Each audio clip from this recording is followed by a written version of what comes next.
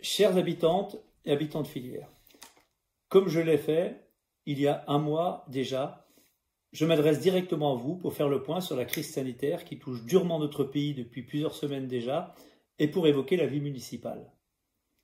Depuis quelques jours, l'énergie des élus et des agents est entièrement mobilisée autour de deux grands dossiers. Le premier, comme vous en doutez, concerne la réouverture des écoles. La tâche est lourde, tant la mise en œuvre du protocole sanitaire s'avère difficile. Je tiens à saluer l'extraordinaire travail qui a été fait en quelques heures par les directrices de nos écoles, par les professeurs des écoles, par nos agents des services techniques et du service enfance-jeunesse pour que cette rentrée se fasse dans les meilleures conditions possibles. Toutefois, face aux nombreuses contraintes, en étroite collaboration avec les directrices des écoles, nous avons été amenés à prendre plusieurs décisions. La première, nous donner 2 jours supplémentaires pour garantir la sécurité des enfants et des adultes à l'intérieur des écoles. C'est pourquoi la réouverture s'est faite le jeudi 14 et non le mardi 12. Pour m'être rendu dans plusieurs écoles, je peux vous assurer que le pari est tenu.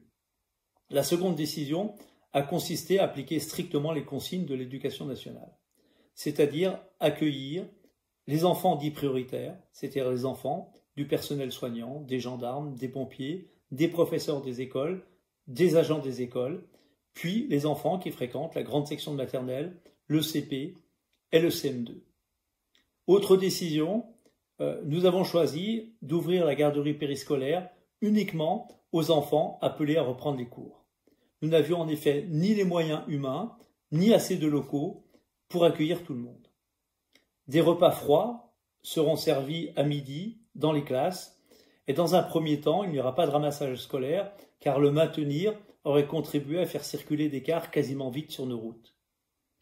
Cette réouverture, comme vous l'avez compris, est expérimentale et progressive. Le gouvernement se prononcera à la fin du mois de mai sur les modalités de scolarisation pour le mois de juin. Mais nous avons d'ores et déjà une certitude. Il nous sera impossible d'accueillir tous les enfants en appliquant les normes de sécurité. Le deuxième dossier qui nous préoccupe est celui des masques. Vous êtes nombreux à nous interpeller pour savoir quand vous aurez dans vos boîtes à lettres des masques réutilisables et lavables, des masques dits grand public. Dès le début du confinement, nous nous sommes bien sûr préoccupés de cette question. Et nous avons fait le choix d'offrir à chaque habitant de filière un masque. À mon initiative, nous avons passé une commande groupée avec l'ensemble des communes du Grand Annecy.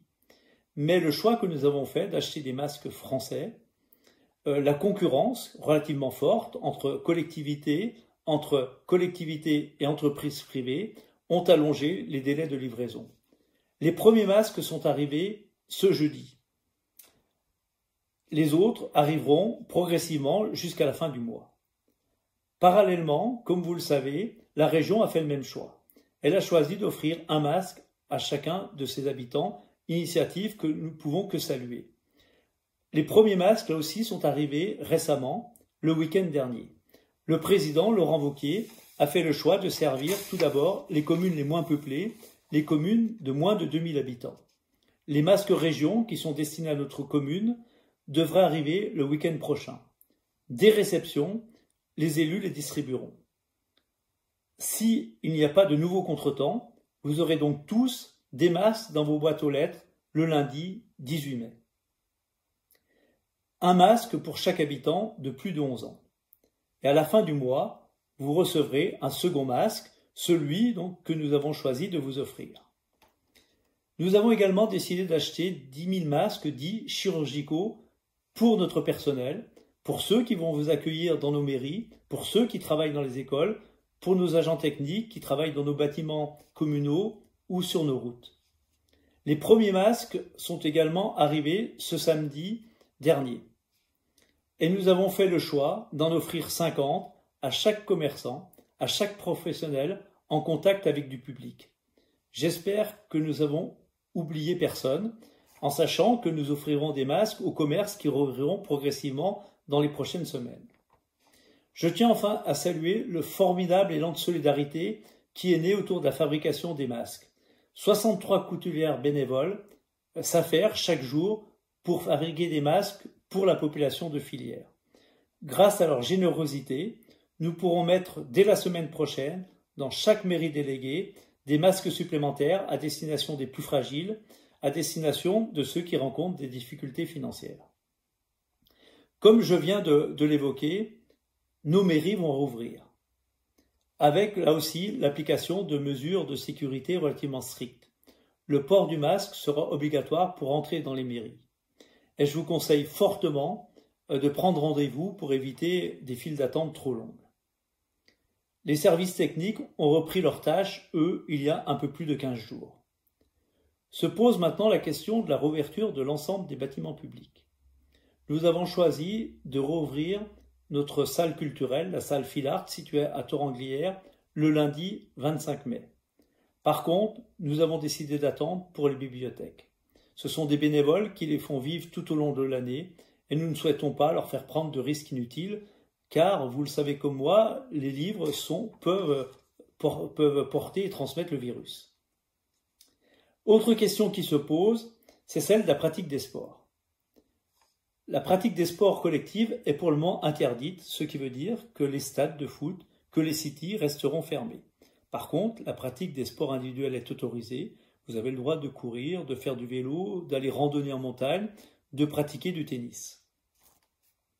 Dans un tout autre domaine, le nouveau conseil municipal, élu le 15 mars, va enfin pouvoir être installé.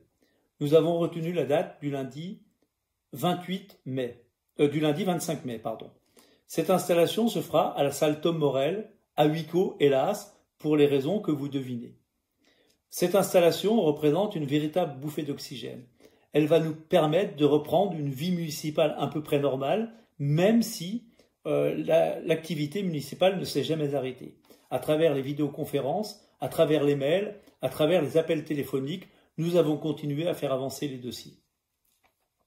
Pour terminer, je souhaite vous inciter à faire preuve de la plus grande prudence. Certes, le déconfinement est en route, mais le virus est toujours présent.